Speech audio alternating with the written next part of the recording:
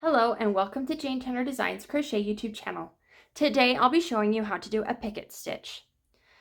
Already I have a row of double crochets, and to keep it uniform I'm just going to do double crochets again, and I'll do a picket stitch in between each double crochet. So to start I'm just going to do a single double crochet right in this next stitch.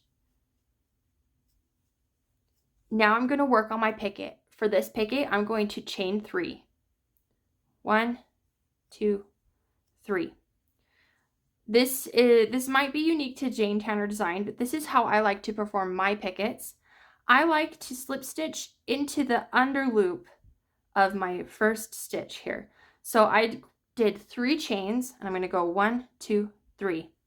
I'm going to loop my hook through that under loop right there, and I'm going to do a slip stitch. And there's a little picket. And I'm going to do another half double crochet back into the original row to finish it off. There is a picket. Let's do another one. I'm going to work another double crochet, and let's do another picket. I'm going to chain 3. 1, 2, 3. Then I'm going to go back into that back loop. 1, 2, 3. First one down, first chain that you did, 3 back down. I'm going to insert my hook into that under stitch and perform a slip stitch. And I'm going to do another double crochet back into the original row. There's another picket.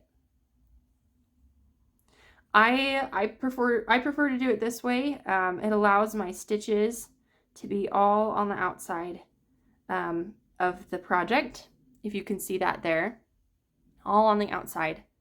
It creates a nice point. Let's do it one more time. Normal double crochet, my bad, sorry.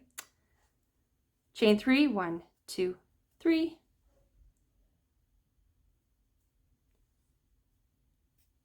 Slip stitch, double crochet,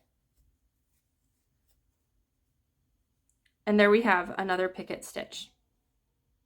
This picket stitch can be done with 2 chains, with 3 chains, 4 chains, whatever your pattern says to do. That's how many chains you do, and then you just slip stitch back into the first chain that you did. And that is how you do a picket stitch. Learning to crochet? Make sure you like and subscribe so you don't miss a tip.